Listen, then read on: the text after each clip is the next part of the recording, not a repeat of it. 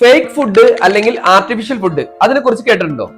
നമ്മുടെ നാട്ടില് ദിവസം തോറും പുതിയ പുതിയ വിഭവങ്ങളുമായിട്ട് ഒരുപാട് റെസ്റ്റോറന്റുകൾ ഓപ്പൺ ആവാറില്ലേ? നമ്മളൊരു പുതിയ റെസ്റ്റോറന്റിലേക്ക് നമ്മൾ കയറി ചെല്ലുമ്പോൾ അവരുടെ മെനു എടുത്ത് നോക്കി കഴിഞ്ഞാൽ എന്ത് ഫുഡാണ് അവർ സർവ് ചെയ്യുന്നത് എന്നുള്ള പേര് നോക്കി കഴിഞ്ഞാൽ നമുക്ക് മനസ്സിലാകാൻ ഭയങ്കര ബുദ്ധിമുട്ടായിരിക്കും. അതിനൊരു പരിഹാരമായിട്ടാണ് ഫേക്ക് ഫുഡ് അല്ലെങ്കിൽ ആർട്ടിഫിഷ്യൽ ഫുഡ് മോഡൽസ് മാർക്കറ്റിൽ എത്തിയിട്ടുള്ളത്.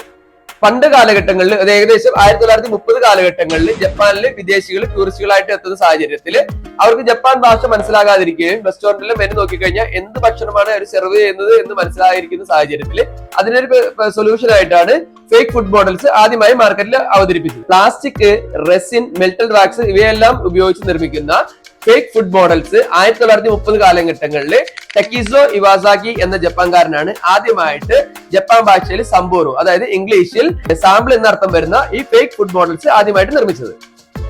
മണിക്കൂറുകളും ദിവസങ്ങളും ചെലവിട്ടുകൊണ്ടാണ് ആർട്ടിസ്റ്റുകൾ ഓരോ ഫുഡ് മോഡലിന്റെയും റെപ്ലിക്കുകൾ ഉണ്ടാക്കിയെടുക്കുന്നത്. അതിന്റെ നിറം, ടെക്സ്ചർ, എണ്ണയുടെ തിളക്കം എന്നിവ ഉൾപ്പെടെ വളരെ പെർഫെക്ഷനോട് കൂടിയാണ് ഓരോ ഫുഡ് മോഡലും ഇവർ തയ്യാറാക്കുന്നത്. ജപ്പാനിലാണ് ഇതിന്റെ തുടക്കം എന്നുണ്ടെങ്കിൽ കൂടിയും വർഷങ്ങളായിട്ട് ചൈനയിലും മലേഷ്യയിലും എല്ലാം ഇത്തരം ഫുഡ് മോഡലുകൾ റെസ്റ്റോറന്റുകളിലും ഫുഡ് കൗണ്ടറുകളിലും നമുക്ക് സ്ഥിരമായിട്ട് കാണാൻ കഴിയാറുണ്ട്. ഇപ്പൊ അതേ ഫുഡ് മോഡലുകൾ ഇപ്പൊ ഇന്ത്യയിലും അവൈലബിൾ ആയി തുടങ്ങിയിട്ടുണ്ട്. ഇപ്പൊ നമ്മൾ കണ്ടുകൊണ്ടിരിക്കുന്ന വീഡിയോ മലേഷ്യയിലെ പെട്രോണാക്സ് ട്വിൻ ടവറിന് സമീപത്തുള്ള ഒരു ജപ്പാൻ റെസ്റ്റോറന്റിൽ നിന്നുള്ളതാണ്.